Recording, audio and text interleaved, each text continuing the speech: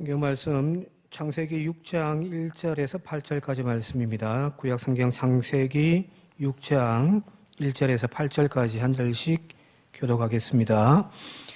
사람이 땅 위에 번성하기 시작할 때에 그들에게서 딸들이 나니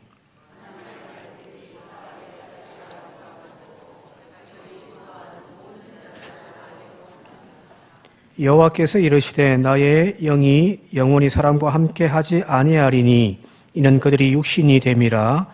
그러나 그들의 날은 120년이 되리라 하시니라.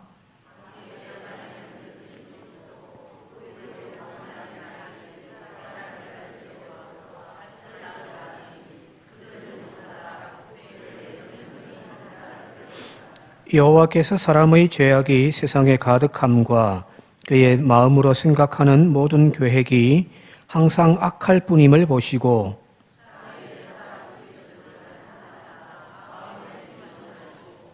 이르시되 내가 창조한 사람을 내가 지면에서 쓸어버리되 사람으로부터 가축과 기는 것과 공중의 새까지 그리하리니 이는 내가 그것들을 지었음을 한탄함이니라 하시니라. 그러나 노아는 하나 은혜를 입었더라. 아멘. 창세기를 우리가 이해할 때에 중요한 것이 하나 있는데 그게 뭐냐면은 하나의 잘 짜여진 건축물처럼 생각하시면 됩니다. 설계도를 이렇게 잘 작성해서 설계도를 잘 해나가야 그 건물 지을 때 하자가 없잖아요, 그죠? 예를 들어서 설계도가 잘못되어졌는데 잘못 지어 놓으면은 어떻게 되냐면은 주방 옆에 변기가 있다든지 그러시면 안 되잖아요, 그죠? 성경은 하나의 큰 그림에 어떤 세세하게 세밀하게 잘 짜여 놓은 하나의 책입니다. 특히 창세기부터 시작해서 이제 모세 오경이라고 하는 그 책들은 그냥 각각의 책들로 있는 것이 아니라 하나의 큰 그림을 가지고 각각 배치해 놓은 하나의 방들과 같던 것이라 생각하면 됩니다. 신학교 처음 갔을 때, 신학교에서 이제 신학을 배울 때에 어떻게 하냐면은 막 쪼개는, 깊이 쪼개 들어가고 그 의미 하나를 확 파헤치는 그런 훈련들을 많이 했거든요. 그런데 우리가 졸업하고 난 이후에 최근에 이제 성서학자들의 어떤 부류가 어떻게 바뀌어져 가냐면은 이렇게 막 쪼개놓고 막 쉽게 이야기하면 막 이렇게 그림을 부분으로 해석하는 것이 아니라 이제는 통으로 해석하는 이제 공시적 성서 읽기, 통시적 성서 읽기 이런 말들이 있는데 이걸 하나의 큰 틀로 책으로 잘 짜여진 것으로 전체적인 어떤 공통적인 맥락으로 성경이 쓰여졌다라고 이렇게 쭉 하나의 통으로 읽어야 된다라고 하는 그런 어떤 신학이 지금 유행을 하고 있거든요. 맞는 것 같아요. 특히 창세기를 읽을 때 앞부분에 한 장 한 장, 한 절 한 절을 무슨 의미가 있는가도 중요하지만 더 중요한 것은 이것을 지금 쓰고 있는 전체적인 그림이 뭔지를 알아야만 이 의미를 우리가 정확하게 더 볼 수가 있다는 이야기입니다. 자, 창세기 처음 시작할 때 말씀드렸듯이 창세기 이 앞부분에 창세기가 쓰여졌던 시기가 바벨론 포로기 시절이었다고 했잖아요. 그죠? 물론 그 전부터 신앙 고백과 여러 가지 자료들이 다 존재해 왔지만 모세가 시내산에서 하나님의 율법을 받은 것들이 다 있지만 지금의 형태의 하나의 책의 형태로 이렇게 만들어진 것은 바벨론 포로로 잡혀가서 이루어졌단 말이에요. 거기 가서 하나님께 제사 드릴 수도 없고, 그죠? 하나님께 나아갈 수가 없단 말이에요. 제사가 이제 멈춰져 버렸으니. 성전이 없으니까. 거기서 그들이, 전통적으로 이렇게 쭉 이어왔던 성경 말씀들을 연구하고 또 그것들을 또 체계적으로 또 이렇게 신학화내면서 이제 오늘날에 우리가 가지고 있는 이 성경이 만들어졌단 말이에요. 자, 바벨론 포로기 때 그들이 바벨론에 잡혀가서 주워 듣는 여러 가지 이야기들이 있을 거 아니에요. 그게 문화가 있단 말이에요. 그죠? 그들의 종교가 있고. 그러다 보니 그 여러 가지 종교들과 사상들, 세상적인 가르침들을 방어해내기 위해서 그들은 성경이 절실하게 필요로 했던 거예요. 하나의 큰 캐논으로 잣대로서요. 그래서 이렇게 집대성을 해놓은 것이 지금 모세오경이란 말이거든요. 자, 거기 갔더니 여러 창조에 대한 이야기들이 있어요. 바벨론에. 그거는 바벨론의 신화뿐만 아니라 메소포타미아 문명이 9,000년, BC 9,000년부터 시작되어졌다고 이야기가 나오거든요. 역사학자들에 의하면은. 그게 수메르 문명이란 말이에요. 수메르 문명에서 만들어졌던 여러 신화들이 있고 또 여러 가지 종교들과 여러 가지 현상들이 있는데 그것이 이미 이 메소포타미아 지역에 바벨론에 깊이 뿌리 내리고 있는 거예요. 거기에 대하여 많은 사람들이 여호와의 신앙이라고 하는 것들에 도전을 받는 거예요. 자, 그 도전을 받는 것에 대하여서 그걸 방어해내기 위해서는 자기 나름대로의 신학이 필요할 거 아니에요. 그죠? 자, 요한복음이 다른 세 복음서와 다르게 이상하게 좀 다른 색깔로 요한복음이 쓰여져 있는데 그 요한복음이 그렇게 다르게 쓰여졌던 이유는 그 초대교회 당시에 영지주의라고 하는 기독교의 신앙과 메시아 신앙과 그리스의 플라톤의 철학이 짬뽕되어져 가지고 이상한 사상이 막 널리 퍼져 있었단 말이에요. 거기에 대하여 대항하기 위해서 요한복음이라고 하는 나름대로의 짜여져 있는 신학책으로서의 복음서가 만들어진 거죠. 그죠? 쓰여졌단 말이에요. 똑같은 거예요. 바벨론 당시에 바벨론에서의 그들이 이야기하는 세상을 창조한 이야기들, 그런 종교들, 그런 사상들이 기독교, 유대인들의 신앙에 엄청난 파급 효과를 가지고 있는 거예요. 그걸 방어해내면서 자기 나름대로의 정체성을, 신앙 고백을 확립해야 할 이유가 생긴 거예요. 그러면서 이제 이 성경을 쭉 이제 집대성 해놓은 거거든요. 자, 그러다 보니 창세기 앞부분에 있는 이 이야기들은 그냥 주워 들은 이야기가 아니에요. 바로 그 시대 당시에 바벨론이라고 하는 그 당시의 시대에서 널리 퍼져 있던 이야기들인 거예요. 수메르 문명과 관련되어진 가장 오래된 문명이라고 하는 수메르 문명, 메소포타미아의 그 수메르 문명에서 나오는 그 자료들이 지금도 발견되거든요. 지금도 발견되어져요. 길라시 서사라든지 그런 어떤 책들이 지금도 나와요. 토판들이. 이 당시에는 어떻겠어요? 더 많은 자료들이 있었단 말이에요. 거기에 대하여서 아니야. 너희들이 이야기하는 천지창조는 그런 것이 아니야. 하면서 천지창조에 대한 이야기를 적은 것이 바로 1장이고요. 그리고 이 인간 사회가 어떻게 지금 이렇게 타락되어지고 이런 현상으로 지금 만들어졌는가에 대한 어떤 역사적인 고찰이 지금 우리가 읽고 있는 이 11장까지의 이야기에 다 들어가 있는 거예요. 그래서 여기 보면은 창세기 1장이라든지 천지창조 이야기라든지 여기에 나와 있는 이 노아의 방주 이야기, 역사학을 조금만 관심 있게 공부한 사람들이 보게 되어지면은 이거 다 거짓말이네 라고 이야기할 수가 없습니다. 왜? 고대 자료에서 이런 이야기들이 넘쳐나기 때문입니다.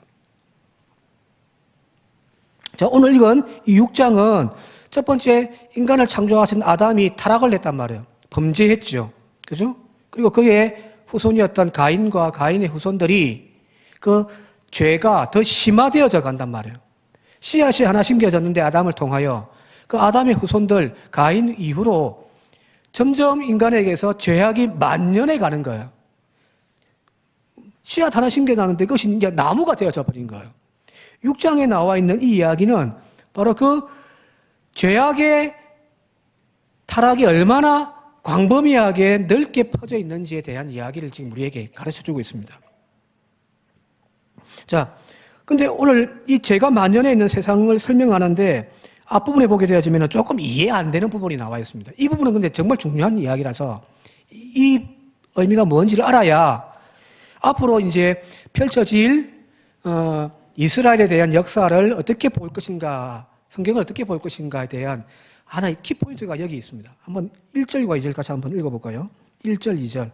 같이 한번 읽어보겠습니다. 시작. 사람이 땅 위에 번성하기 시작할 때에 그들에게서 딸들이 나니 하나님의 아들들이 사람의 딸들의 아름다움을 보고 자기들이 좋아하는 모든 여자를 아내로 삼는지라. 사람이 땅에 번성하는 것은 하나님의 축복이잖아요. 그죠? 아담을 창조하실 때 생육하고 번성하라. 땅을 정복하라. 그죠? 사람이 땅에 편만해지고 막 번성하는 것은 하나님의 축복인데, 자, 죄악이 인간에게 들어감을 통하여서 그 타락되어진 인간이 땅에 편성하게 되어지니까 어떻게 되어지냐면 땅이 저주를 받는 거예요.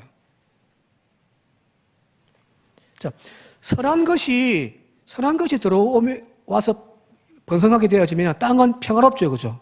그죠? 교회의 목사와 장로님들과 화합하면서 서로 막 좋은 관계를 맺으면 교회가 평안해지잖아요. 그죠? 근데 싸움 딱 목사가 교회에 들어와가지고 막 하다 보면 어떻게 되겠습니까? 당연히 맨날 싸울 거고, 그죠? 교회는 맨날 싸울 거 아니에요. 자, 여기 하나님의 원래 계획은 선한 영향력을 가지고 있는 그 인간을 통하여 세상이, 그 인간이 번성함을 통하여 평화로운 세상을 하나님 꿈꾸셨는데 거기에 인간에게 죄가 들어옴을 통하여서 이 죄가 만년의 짐을 통하여 땅이 오염되어지고 망가지더라는 거예요. 자, 그런데 이 인간이 번성함을 통하여 땅이 타락해져 가고 죄가 만연해져 가는 그 현상을 어떤 도식을 통해서 하나님은 우리에게 이야기를 하는데 여기 보면은 그걸 한번 이렇게 도식으로 표현해 보면 이렇습니다. 하나님의 아들들과 사람의 딸들이 만나가지고 네피림이라고 하는 하나의 존재가 탄생되어졌다는 거예요. 이게 무슨 말이에요? 하나님의 아들들은 뭐고 사람의 딸들은 뭐며 또 네피림은 또 뭐예요?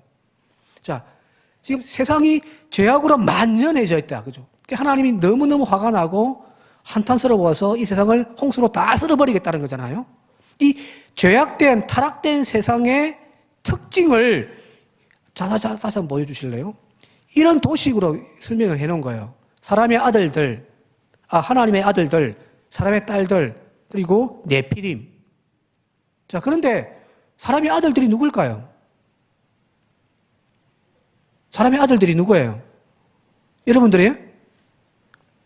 이 개념을 정확하게 알아야 이제 세상에 죄가 만연했다라고 하는 의미가 어떤 형식으로, 구체적으로 우리의 삶에 어떤 모양으로 이루어지는지를 알 수가 있단 말이에요. 자, 사람의 아들들이란 세 가지로 학자들이 막 결론을 내린 거예요. 첫 번째, 천상의 존재들이다. 천상의 존재들이란 천사라는 의미죠. 그죠? 인간과 다른 더 고차원적인 특별한 존재, 하나님의 아들들. 이라고 생각을 했어요. 그래서, 이전에 멜 깁슨이라고 하는 영화 배우가 감독이 되어져서 만들었던 노아라고 하는 영화가 있습니다. 노아 홍수 이 주제를 가지고 이제 자기들 나름대로 고정을 해가지고 영화를 만든 노아 홍수를 주제로 한 영화가 있는데 거기 보면은 여기 하나님의 아들들이 어떻게 등장을 하냐면은 이 거인이에요. 엄청난 거인이에요. 그게 뭐 한 20m 정도 되는 몸뚱아리는 거의 바위처럼 되어 있고요. 그런 거인처럼 표현을 해놨거든요. 인간과 다른 특별한 존재, 신적인 존재, 천사들 이렇게 해석을 하는 경우들이 있었고요. 또 한 가지는 이 하나님의 아들들을 하나님께 예배하는, 우리가 지난 시간에 살펴봤습니다마는 하나님의 이름을 불렀던 세대가 바로 가인이 죽였던 아벨 대신에 나왔던 셋의 후손들, 그죠? 하나님과 동행하고 하나님의 이름을 불렀더라.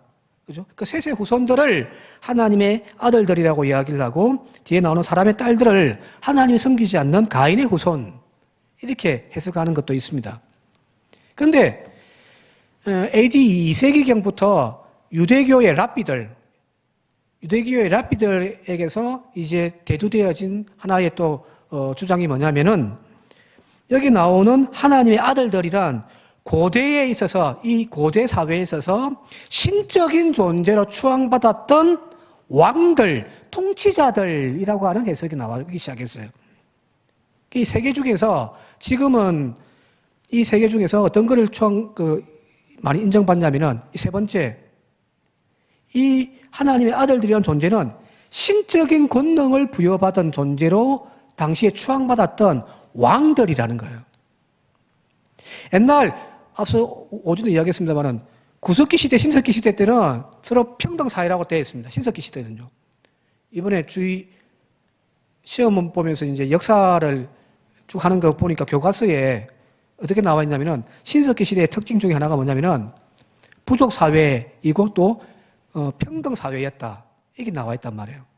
그때는 뭐 가족 분위기니까 그냥 아버지, 할아버지 이런 위계 질서가 있지 그 위에 어떤 큰 권위를 가지고 있는 존재는 없죠. 왜? 왕이 없던 시대니까. 그런데 사람들이 농경사회로 해서 모여들기 시작하고 큰 도시가 형성되어지고 그 수메르 문명의 작은 도시들이 생기기 시작했단 말이에요. 메소포타미아와 티그리스 강 하류에 우리가 알고 있는 고대 도시들이 여기서 이제 만들어지기 시작하면서 많은 사람들이 모여요. 몇만 명씩 도시가 크게 형성됩니다. 그러면서 어떻게 되어지냐면 신분 계급 사회가 만들어지기 시작하는 거예요. 가장 위층에서는 왕이 생기기 시작하고요. 또 종교적인 역할을 감당하는 제사장이 생기기 시작하는 거예요. 그게 역사학자들이 공통적으로 이야기하는 인류의 역사의 흐름이라고 보는 거예요. 그 모든 자료들이 수메르 문명에 있는 거기에서 지금도 출토되어지고 있단 말이에요. 이 시대에는 이런 왕이라고 하는 존재가 드디어 탄생되어진 시기를 이야기를 하고 있는 겁니다. 근데 왕이 그냥 힘세다고 내 왕 할래가 아니에요. 그 체계를 유지하기 위해서 신화가 만들어지는 거예요. 자, 애굽으로 가보세요. 애굽의 왕이 바로잖아요, 그죠?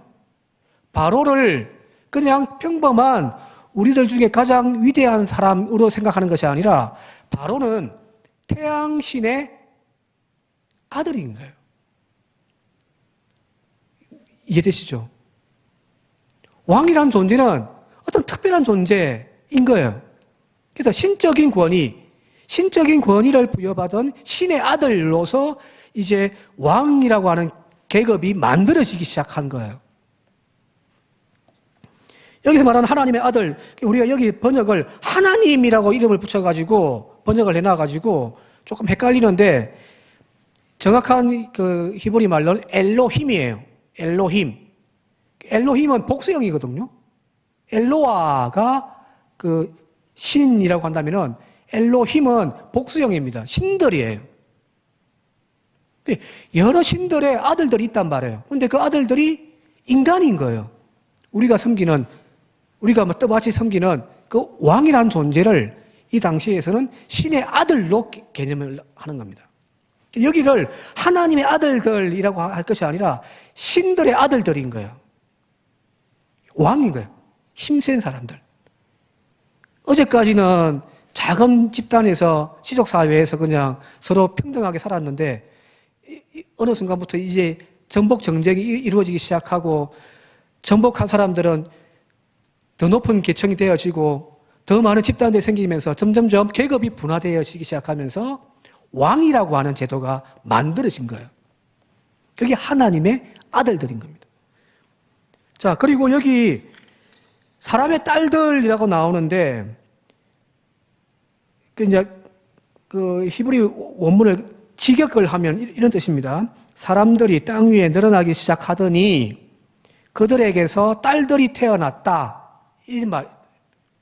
그런데 그들에게서 라햄인데 이 라햄을 출처 프롬으로서의 영어로 따지면 프롬으로도 해석할 수 있지만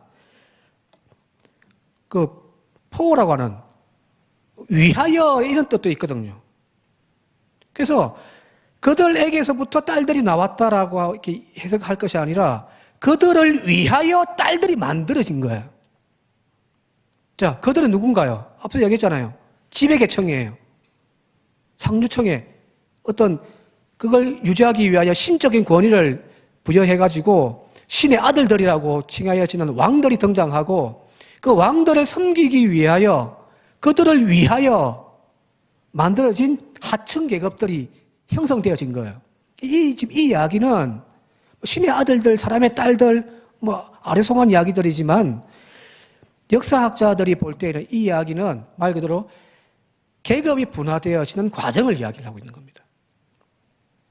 상류층의 왕들은 신적인 존재로 떠받쳐지는 거예요. 그리고 그들의 체계를 유지하기 위하여 하청 힘없는 사람들의 딸들이라고 하는 그 존재들이 만들어진 노예들인 거죠.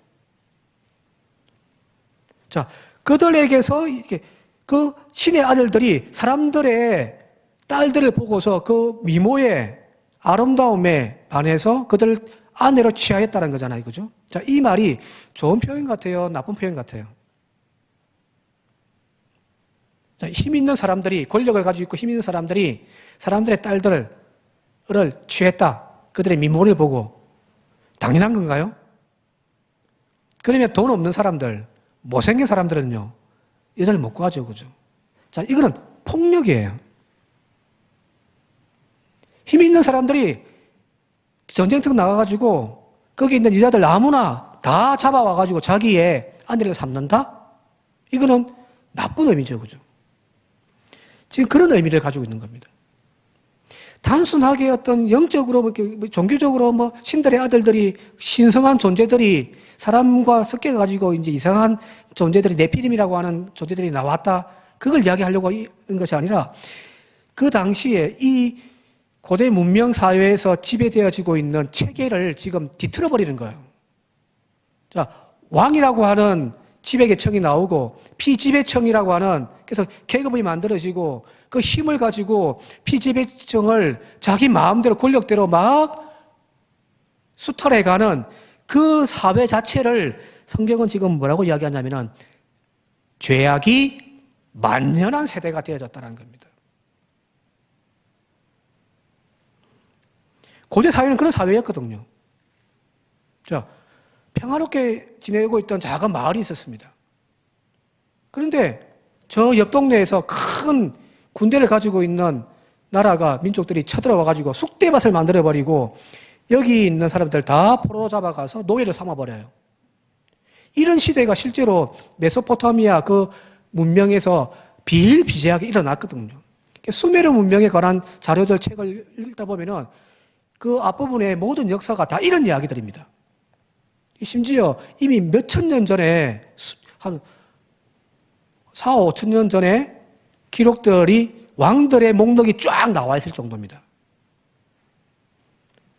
지금 그런 사회에 대하여서 성경은 뭐라고 이야기하고 있냐면은 바로 죄가 만연한 사회라는 거예요. 하나님이 이렇게 변질되어진 세상을 보고서 한탄하며 내가 이렇게 만든 건 아닌데, 내가 바랐던 것은 이것이 아닌데 하면서 쓸어버리겠다라고 하시는 거예요. 자, 우리는 신앙생활을 하면서 좀 죄라고 하는 것을 두리뭉실하게 생각하잖아요. 그죠? 겨우 거짓말한 거, 남에게 조금 더 뺏은 거, 우리가 그런 걸 그냥 죄라고 이야기합니다만은 성경이 이야기하고 있는 죄란 말 그대로 구체적인 거예요. 세상이 지금 이렇게 힘에 의해서 지배되어지고 하나님의 형상으로 창조되어진 남자와 여자들이 힘이 없다는 이유로 그들의 하청으로 그들을 위하여 착취당하는 그 모습은 하나님이 처음 만들어 놓았고 보시기에 좋았더라고 하는 세상과는 완전 다른 세상이라는 겁니다. 오늘날도 마찬가지인 거죠.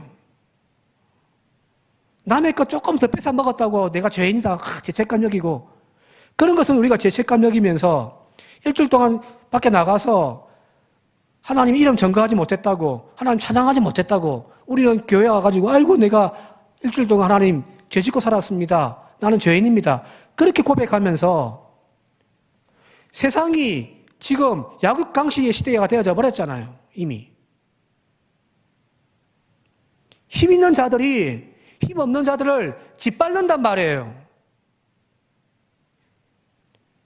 아파트 경비하는데 젊은 놈이 와서 이 새끼 저 새끼 멱살 잡고 후들겨 펴도 되는 그런 세상이 되어져 버렸잖아요. 그런 사회에 대하여서 왜 우리는 안타까워하지 않습니까? 하나님은 지금 그런 세상을 바라보면서 탄식하고 계신 거예요. 여기 뒤에 보게 되어지면은 주님께서 슬퍼하시다게 근심하셨다. 이 표현이 나오는데 한탄하셨다. 그리고 근심하셨다는 표현이 나오는데 이 근심하셨다는 말에 히브리 말이 낫잡이거든. 낫잡. 이 낫잡이 슬퍼하다라는 의미도 있지만 눈물 흘리다는 뜻도 있거든요. 하나님은 당신이 만들어 놓은 세상이 왜 이렇게까지 인간의 어떤 힘을 자랑하고 그 힘에 의해서 질서가 세워지고 힘이 약한 사람들은 착취당하는 그런 현상들로 세상이 지금 막 흘러가고 있는 것을 보시고 주님은 지금 눈물을 흘리고 계신 거예요. 우리는요? 그냥 사소한 작은 죄에 대해서는 그렇게 가슴 치면서 죄인입니다, 죄인입니다 하면서 우리가 세상 속에 나가서 우리는 그렇게 살고 있지는 않습니까? 내가 좀 더 가졌다고? 내가 좀 더 높은 지위에 있다고? 깔보고 함부로 하고 그런 세상을 바라보면서 우리 스스로가 가슴 치면서 우리도 눈물을 흘려야 되는 거예요. 여기 나와 있는 이 노아의 홍수에 대한 이야기, 물로 세상을 심판하시는 이야기, 하나님의 눈물이 아니었을까요? 세상이 이렇게 흘러가면 안 되는데 하면서 흘리는 하나님의 눈물이 사실은 노아의 홍수, 세상을 썰어버리겠다는 거거든요. 여기 이제 뒤에 가면은 6장 7절에 썰어버리겠다. 그죠? 그래서 비를 내려가지고 모든 땅에 있는 생물체들을 다 하나님이 이제 썰어버리시겠다. 하나님이 심판하시겠다는 거잖아요. 그죠? 그러니까 이 썰어버리겠다는 말이 말살을 하겠다, 도말을 하겠다, 진멸을 하겠다 그런 뜻이거든요.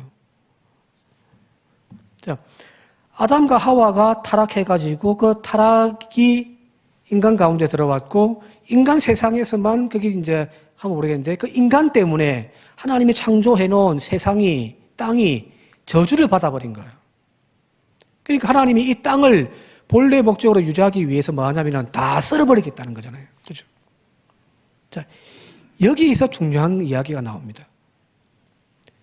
하나님이 그 땅을, 거룩한 땅을 유지하기 위하여 거기에 세워놓았던 그 땅을 잘 섬기라고, 세상을 잘 섬기라고 창조해 놓은 인간을 썰어버리듯이 이스라엘이라고 한 존재도 똑같다는 겁니다. 창세기 앞부분에 있는 이 이야기들은 뒤에 나오는 왜 이스라엘이라는 민족이 이 땅에 만들어졌는가에 대한 신학적인 고민이에요. 왜 수없이 많은 민족들이 있는데 왜 하나님이 이스라엘이라고 하는 이 나라를 선택하여 만들어 이 땅에 세워놓으셨지? 이스라엘이라는 인간이, 민족이 그 하나님의 약속의 땅에 존재해야 할 이유가 뭐냐면 아담에게서부터 찾는 거예요. 하나님이 아담을, 그 세상을, 하나님 창조의 세상을 잘 질서 있게 유지하기 위하여 아담을 세워놓았단 말이에요. 그죠? 근데 그 인간이 타락해버리니까 땅이 저주를 받아버리는 거죠. 그 아담의 후손들을 하나님이 땅에 저주받는 그것이 안타까워서 뭐 하냐면 이 인간들을 싹 쓸어버리잖아요. 이스라엘도 마찬가지인 거예요. 하나님이 만들어 놓은 이 세상이 있는데 이 세상이 지금 죄악이 만연해져 가지고 타락되어진 세상을 바라보면서 하나님이 지금도 탄식하고 계시는 거예요. 이 타락해가는 세상에 다시금 하나님은 이스라엘이라고 하는 민족을 선택하여 이 하나님의 나라를 다시금 회복하기를 원하신 거예요. 아담이죠, 그죠? 근데 이 아담이었던 그가 선악과를 따먹어서 타락함을 통하여 에덴 동산에 쫓겨나 버렸잖아요. 여기 또 그 후손들이 세상에 범람하여서 세상에 온갖 죄악으로 가득 차 있으니까 하나님 인간을 썰어버리듯이 이스라엘이라고 하는 존재도 마찬가지입니다.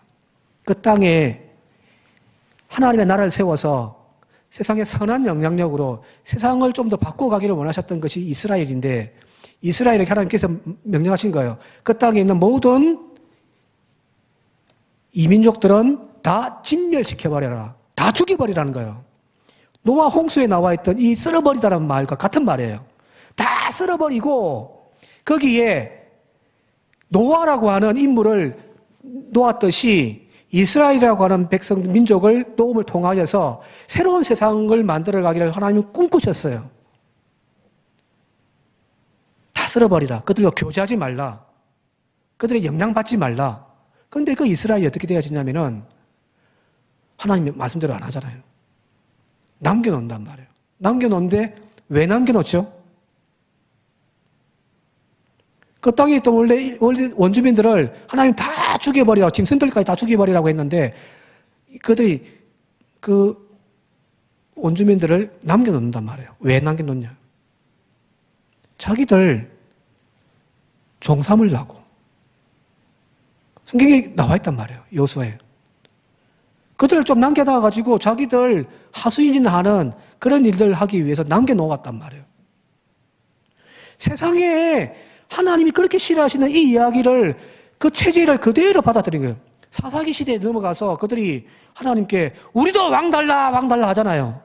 그죠? 하나님이 처음에 예스합니까? 안 해요.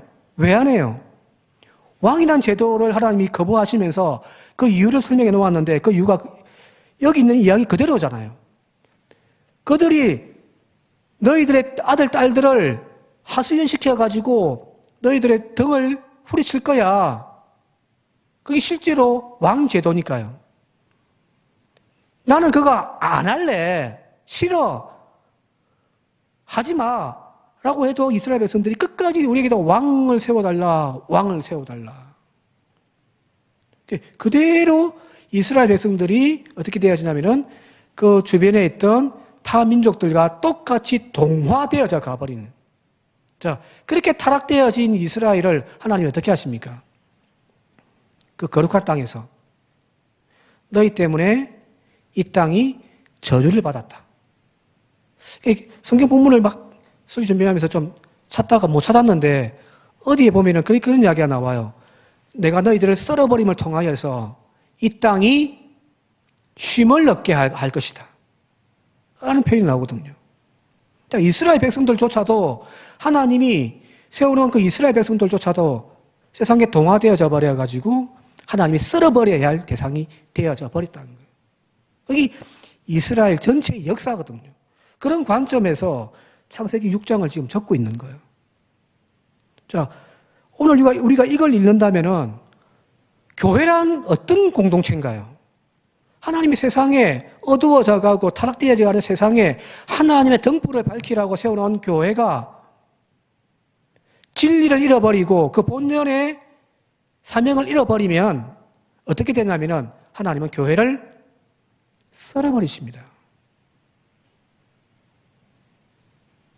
역사는 늘 반복이에요. 역사를 공부하는 이유가 뭐냐면 과거의 이야기를 지식으로 삼는 것이 아니라 그 역사를 통하여 오늘을 우리가 반성하고 내일을 준비하게끔 하는 것이 역사 공부거든요. 성경은 다른 것이 아니라 역사예요. 이스라엘 백성들이 바벨론 포로로 잡혀가서 하나님의 백성인 이 이스라엘이 왜 이렇게 망했느냐 고 묻고 물으면서 나온 답이 이거예요.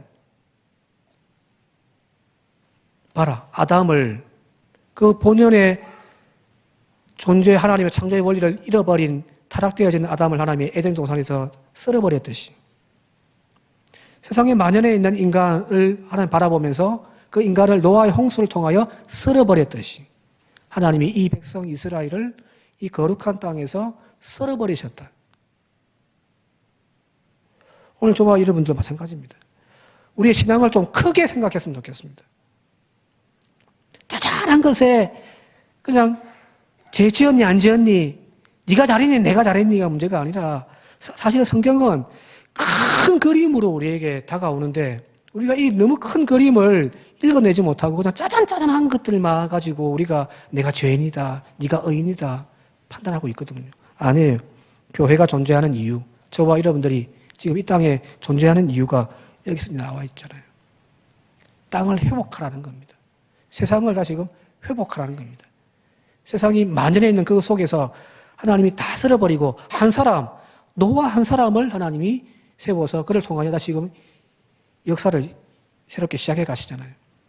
마지막 절이 어떻게 되어 있냐면은 한탄하시고 하나님이 다 쓸어버리겠다고 계획하시는데 마지막 8절에 그러나 노아는 하나님께 뭘 입었다고요? 은혜를 입었더라.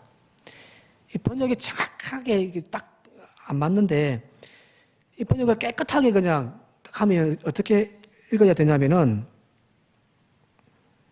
노아는 하나님의 눈에서 은총을 발견하였더랍니다. 하나님이 노아에게 은혜를 팍 입혀준 것. 너는 아무것도 아닌데, 나는 아무것도 아닌데 하나님 갑자기 너 일로 나와봐 해서 딱 은혜를 입혀주신 그런 의미보다는 노아는 여호와의 눈에서 은총을 발견했답니다. 그 눈이 열려있는 사람을 통하여 하나님은 새롭게 역사에 가시는 겁니다. 타락해가고 있는 세상 속에서 교회마저도 거기 휩쓸려가지고 이것이 죄악인지 아닌지 모른 채 휩쓸려가는 그 시대에 하나님의 눈에서 은총을 발견할 수 있는 사람, 하나님의 뜻을 깨닫는 사람, 그런 교회, 그런 사람을 통하여 하나님은 노아를 통하여 새 역사를 이루어가듯이 하나님은 계속하여 새 역사를 이루어 가시는 거거든요. 오늘 저와 여러분들이 이런 눈이 열려질 수 있길 바랍니다. 노아는 여호와의 눈에서 은총을 발견했더라. 어떻게 살아야 되는지를 아는 거죠. 그죠? 그리고 그렇게 살기를 다짐하고 그 사람을 통해 하나님은 새로운 세상을, 하나님 나라를 계속하여 이어갈 줄 믿습니다. 우리 산정교회가 저와 여러분들이 그 노아가 되어지시기를 주님의 이름으로 축원드립니다. 함께 기도드리겠습니다. 고마우신 아버지 하나님, 성경의 이야기는 늘 반복되어짐을 보게 됩니다. 세상에 죄악이 만연하여 그 죄악이란 힘 가진 자가 힘없는 자를 짓누르고 더 높은 곳에 신적인 아들처럼 군림하는 세상.